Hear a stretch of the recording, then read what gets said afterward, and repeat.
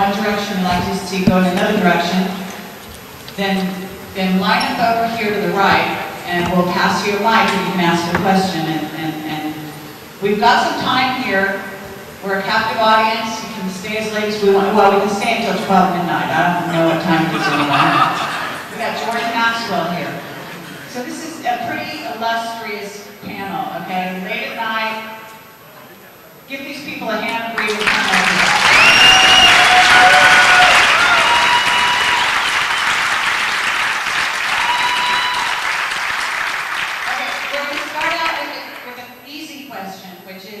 What do you think about disclosure? Do you think we're near, far? Do you think it's even possible for the powers that be to actually own up to what the hell is really going on in here? And it's getting late. So I'm going to swear. Okay, so let's start out with Bill Ryan. Let's just go down this way for a change. It's working. If you want me to talk about disclosure, I'm going to make it really easy, and I'm going to say that I can't improve on what Richard and what Dean said between them. I think it's impossible, inevitable, and I think it's underway. And when I look ahead into some possible future timeline, I find it quite hard to imagine the powers that be taking it upon themselves to make a statement. It's just what I subjectively see. I do find it easier to see the possibility of some unforeseen, uncontrollable event that tips the scales in such a way that the way we understand things on this planet starts to rearrange itself quite quickly. And I do think it's possible that let's call them the visitors, might possibly take things into their own hands. And if I was one of them, that's what I would do. Which is an interesting thought. What would you do if you were an ET? How about that thought? Okay, thank you very much. Let's pass the mic to Alfred Weber. Yeah. Well, a couple of data points. I was told just before coming here, and I haven't seen this yet, so when I get back to Canada, I'm going to take a look at it. But that supposedly the web bots at Half Past Human, are people familiar with that? There are three main trends that have been identified as coming up in the near-term future that are going to be trends. One is climate change, one is the decline of the dollar, and the third is extraterrestrial disclosure.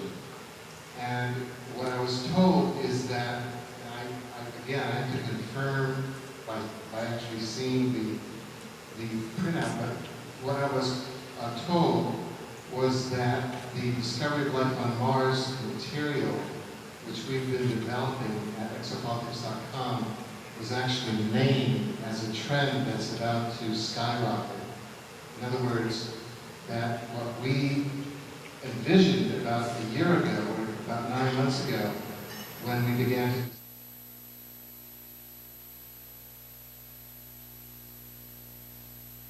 photographs of Mars rover, actually constitute a disclosure sort of made by the Martians and NASA at the same time, and that we're sort of analyzing these photos and putting it out. But now, that apparently has hit the web bots as this next trend, and they actually mention our website, exopolitics.com, I was told. So that reminded me of something that Miriam told me as we were flying down in the plane, and that is that this is really a time for choice, and it's a choice because this is an engaged observation.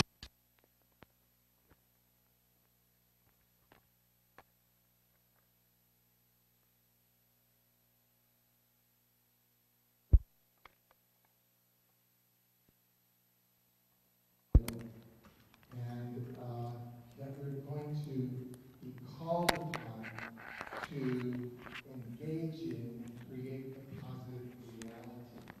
And that is in fact a civic obligation, a kind of a cosmic obligation that we have over the near-term future, because this is when we shift from negative and conflict to positive and growth. As a society, as a planet, as a cosmos.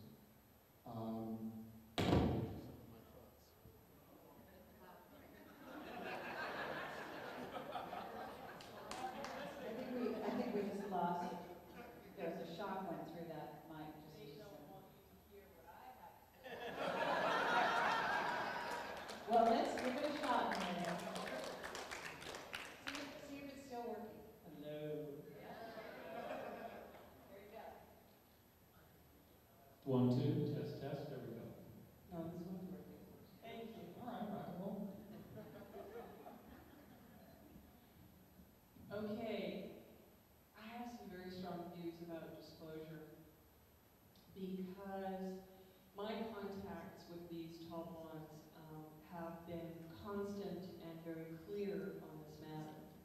And they have said to me that the only way that disclosure will happen, as in a full planetary showing of themselves that would take place, is if something was imminent, that there was no turning back from it, and that complete destruction of the earth was going to take place, or total collapse into a state of war. So I don't believe that that's going to happen, because I know that enough people are beginning to take action and educate themselves in that. On the other side of things, I'm concerned about disclosure. I'm concerned about how disclosure will take place. Now, if disclosure takes place from us, which we are in the process of doing, and I thank you, Carrie and Bill, and everyone that participates in Camelot, by witnesses, everyone here, everyone on the site, everyone at Camelot, and these types of arenas. We are the disclosure that's taking place. But what concerns me is if a government comes forward and has disclosure. Because if they come forward, my greatest concern is that the information will not be clear.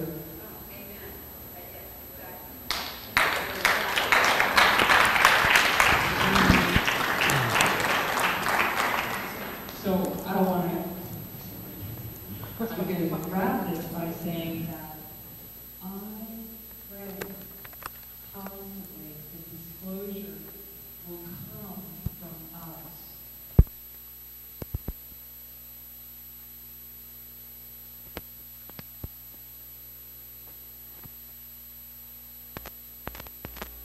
To take place in a truthful, insightful, heartfelt way that is clear from myself, in knowing that this, and again, be very careful, because one of the greatest messages that was given to me, and I mean constantly, it felt like every 5 minutes I was told by these ETs right after my physical contact in '88 that things are not as they appear to be. So that means that I have contact with the tall blondes, and they're beautiful, and they look wonderful, and they're great. Hey, thank you. You're welcome. I love them, aren't they great? But make no mistake that if one walks up to me, the very first thing that I do is I look at them and I ask my heart whether or not they're in integrity, whether they're in their heart, and whether they're true. So let's make the disclosure ourselves, and that's what we're doing here, and that's what we're doing in this room right now. And I thank you.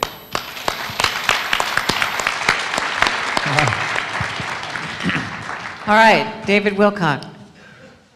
Well, to continue on that theme, yes, I am tall and blonde, as